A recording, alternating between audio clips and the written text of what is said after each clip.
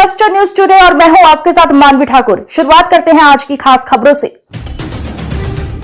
Bihar voter list revision पर फिर भड़के ओवैसी।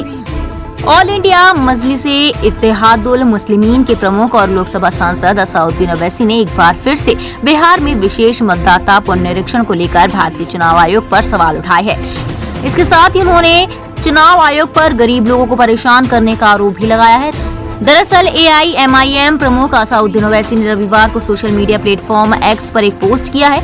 अपने पोस्ट में ओवैसी ने कहा, ये बेहद शर्मनाक बात है कि एक संवैधानिक संस्था जनता से सूत्रों के माध्यम से संवाद कर रही है। उन्होंने कहा, भारतीय चुनाव आयोग को इस बात को पूरी तरह से स्पष्ट करना चाहिए कि उसे मतदाताओं की नागरिकता निर्धारित करने का अधिकार किसने दिया।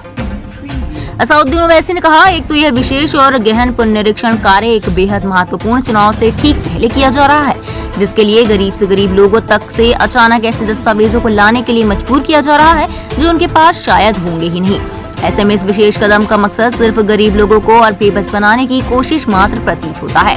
उल्लेखनीय है कि बिहार में चल रहे विशेष मतदाता पुनरीक्षण के दौरान बूथ लेवल अधिकारी मतदाताओं के घर घर जाकर सर्वे कर रही है। वहीं BLO के सर्वे के दौरान बड़ी संख्या में नेपाल, बांग्लादेश और म्यांमार से आए हुए लोगों के नाम मिलने की बात सामने आई है। यह भी कहा जा रहा है कि विदेशी नागरिकता वाले लोगों के मामलों पर 1 अगस्त 2025 के बाद उचित जाँच और कार्यवाही की जाएगी और इसके बाद 30 सितंबर 2025 को प्रकाशित होने वाली आखिरी मतदाता सूची में इन सभी लोगों का नाम शामिल नहीं किया जाएगा।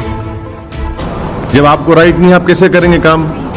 राइट है होम मिनिस्ट्री को, राइट है वो SP बॉर्डर को, फिर उसके बाद MHA के 3 ऑफिसर साइन करना पड़ता, फिर उसके बाद जाता है फॉरेनर्स ट्रिब्यूनल को।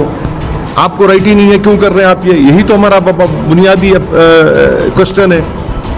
आपको राइट ही नहीं है, आप कैसे करेंगे? ये तो होम मिनिस्ट्री का काम है और होम मिनिस्ट्री भी सबसे पहले वो SP बॉर्डर को जाता है, फिर SP बॉर्डर से MHA को आता है, MHA से 3 ऑफिसर साइन करते, उसके बाद फॉरेनर्स ट्रिब्यूनल को जाता वो। आप क्यों कर रहे हैं? आपको राइट ही नहीं है। इसीलिए तो मैंने कहा था कि ये बैकडोर NRC ना हो जाइए। सोर्सेस क्या सोर्सेस है भाई? और 2019 में पार्लियामेंट में जवाब दे दिया गया था कि ना 2016 में, ना 17 में, ना 19 में कोई फॉरेन नेशनल मिला वोटर लिस्ट में।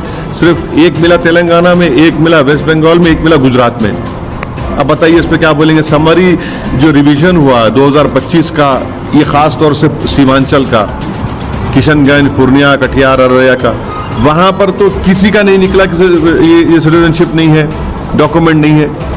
क्या बताया गया उसमें कि ये उसकी मौत हो गई वोटर की, ये शिफ्ट हो गया, ये नॉट फाउंड एब्सेंट है।